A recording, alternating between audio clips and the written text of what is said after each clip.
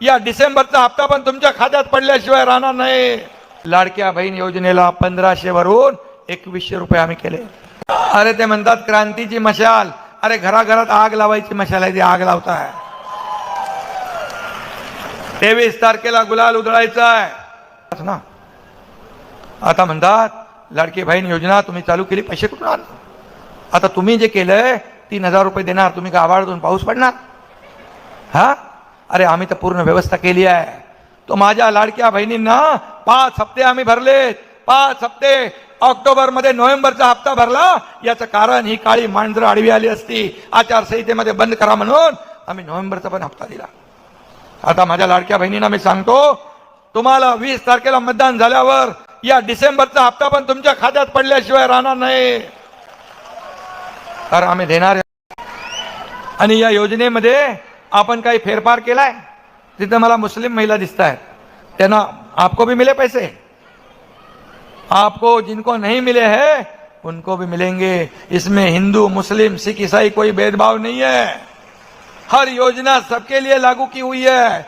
लेकिन वो डराते हैं संविधान बदलेगा, मुझे अभी संविधान मला भेट दिलं, संविधान बदलणार, फेक नॅरेटिव्ह केलं लोकसभेला, संविधान बदलणार, आरक्षण जाणार, मुस्लिम ख्रिश्चन दलित सगळ्यांना आदिवासींना घाबरवलं।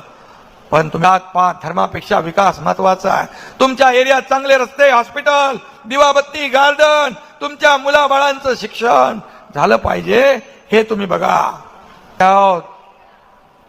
आणि या ठिकाणी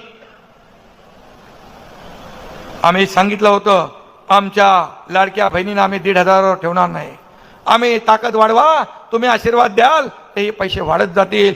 आम्ही वचननामा केला, या वचननाम्यामध्ये पहिल्या क्रमांकाला लाडक्या बहीण योजनेला 1500 वरून 2100 रुपये आम्ही केले। आणि लाडकी बहिणींना सुरक्षित बहीण द्या म्हणाले। लाडक्या बहिणींना सुरक्षित बहीण देण्यासाठी आम्ही महिला पोलीस दलामध्ये 25,000 महिला पोलिसांची भरती करतोय। अरे तुम्ही तर सांगितलं बदलापूरचा कांड झाला, एका चिमुरडीवर बलात्कार झाला, तेव्हा म्हणाले तुम्ही त्या आरोपीला पकडा, रेल्वे बंद केली, आम्ही त्याला फाशी देतो।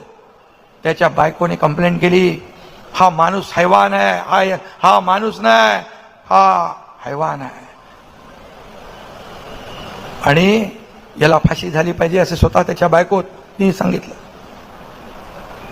हा नराधम आहे, याला माफ करण्याच्या लायकीचा नाही। आणि जेव्हा त्याला पकडून पोलीस घेऊन चालले, पोलिसांच्या पिस्तूलमधून बंदूकची गोळी त्यांनी मारली।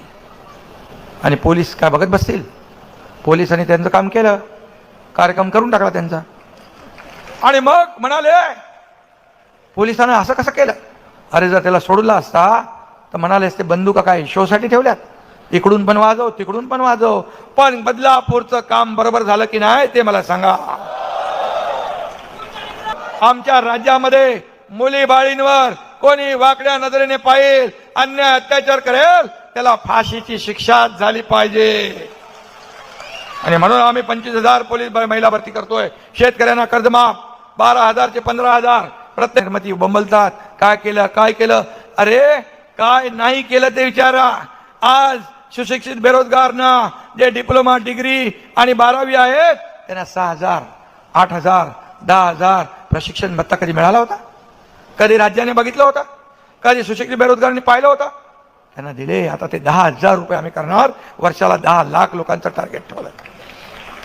अंगणवाडी आशा सेविकांना 15,000।